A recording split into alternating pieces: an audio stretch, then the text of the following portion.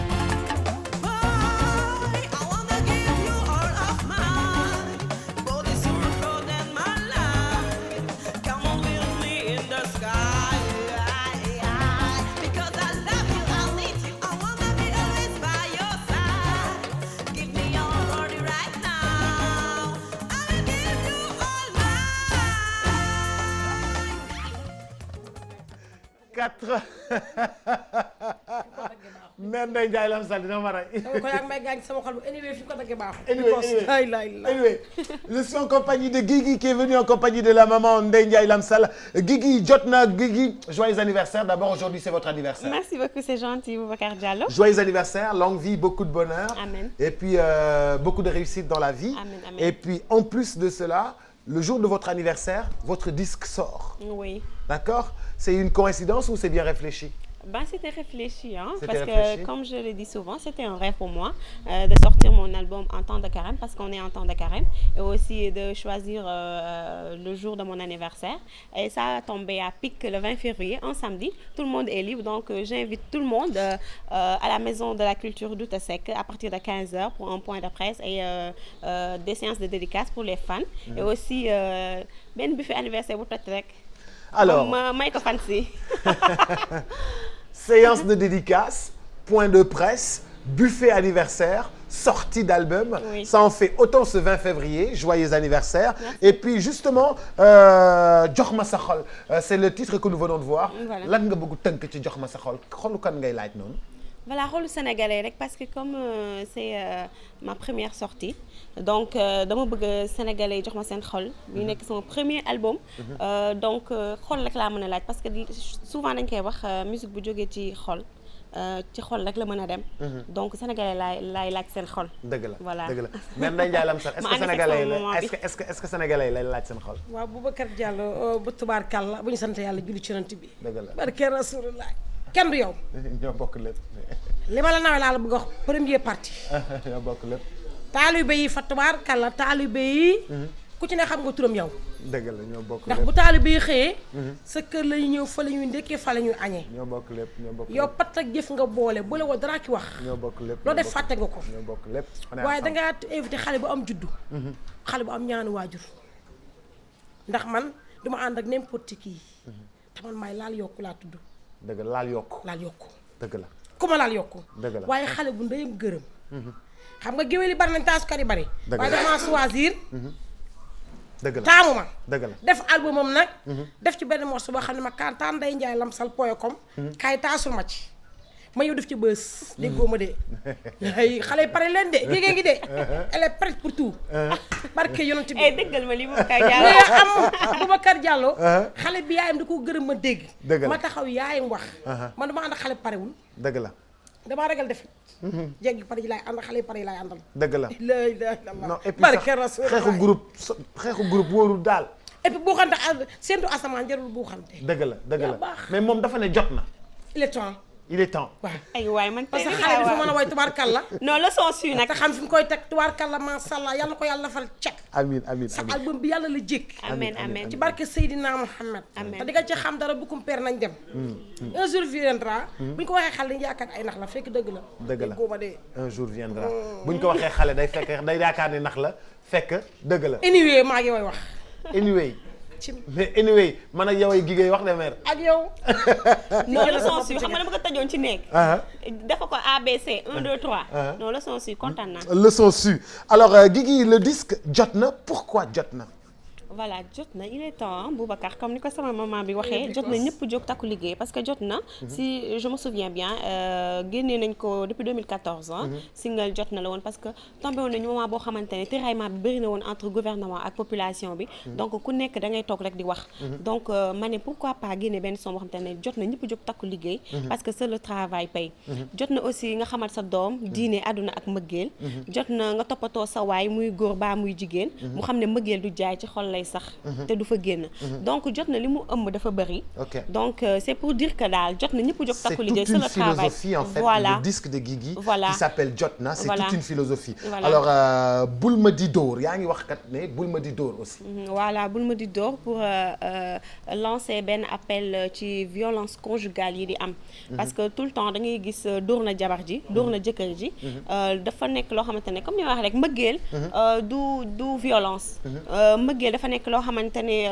yàlla moo ko sàkk te lu jàmm la ci bëgg lu baax la ci bëgg da ngay gis ay néegu sëy yoo xamante ne góor gi day jàpp jabar ju dóor ba xam nga hospitalisé te du fa mën a jógee parce que da koo bëgg dëgg la mère Ndeye Ndiaye jigéen kenn du ko dóor de kenn du ko dóor kenn du ko saaga bëggante ñoo bokk ndey ak baay boo si daan affaire bi dama ne ko sànq pause nga ne ko bokk ndey ak baay amour ak bëggante ñoo bokk ndey ak baay amour ak bëggante ñoo bokk ndey ak baay waaw ma ne ko yaa ngi may gaañ ci sama xol bi ne ma katiw kiiw soo ma nee katiw man la taral because Douta Seck lañ jëm. Douta Seck cet après-midi toog nañ juróom benn mbana fi miche wi. juróom benn mbana miche wi lañ def. tubaarkalla yàlla ko yàlla defal cat. xale dafa pare. dëgg la ba pare liggéey fu baax nag. waaye Boubacar Diallo yàlla defal jàmm Youssou Ndour telem bii. tànk kanam rek lay am amu tànk ginnaaw.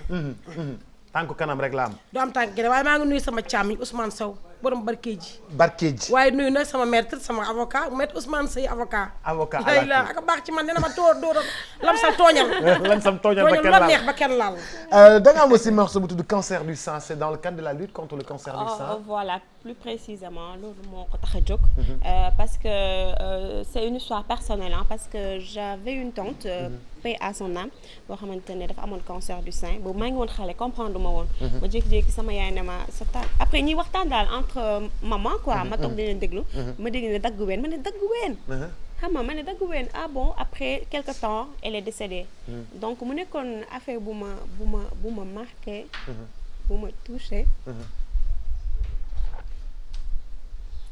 Voilà c'est des histoires oui mi ngi jooy c'est des donc mu daal di koy def maanaam benn morceau boo xam ne dafa nekk ci biir album bi cancer du sein dans le cadre de la lutte contre le cancer du sein Guigui le disque jot na c'est un disque de 7 titres à découvrir le point de presse ce sera tout à l'heure à partir de 15h à la Maison de la Culture Douta Seck et puis ce sera aussi cet après-midi c'est aujourd'hui aussi c'est son anniversaire c'est aussi la sortie de son album alors ce sera tout à l'heure alors Guigui juste benn laaj bu ndaw rek maanaam vente album bi maanaam da nga ci nar a jàppale village d'enfants SOS comme on s'est dit tout à l'heure village d'enfants SOS mun nga ma xam wax un tout petit peu maanaam ci village d'enfants SOS lan nga leen di jàppale ni voilà village d'enfants SOS dafa nekk village bu ma marqué parce que dañoo prendre en charge sama ñetti neveu yoo xamante ne seen papa dafa décédé woon ci bateau bi seen yaay aussi sama tante yar ma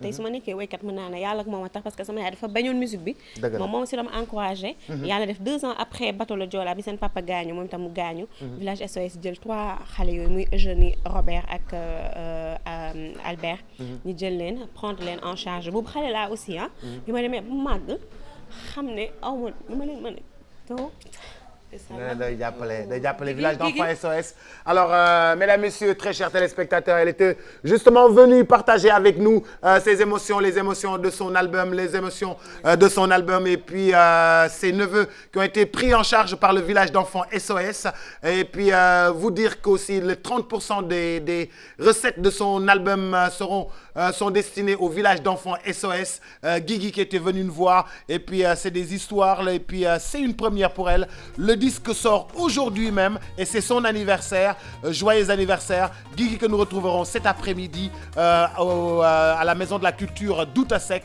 cet après-midi à partir de 15h c'est dommage mais c'est comme ça la vie c'est très difficile merci du fond du cœur rendez-vous dans quelques instants avec d'autres invités à tout à l'heure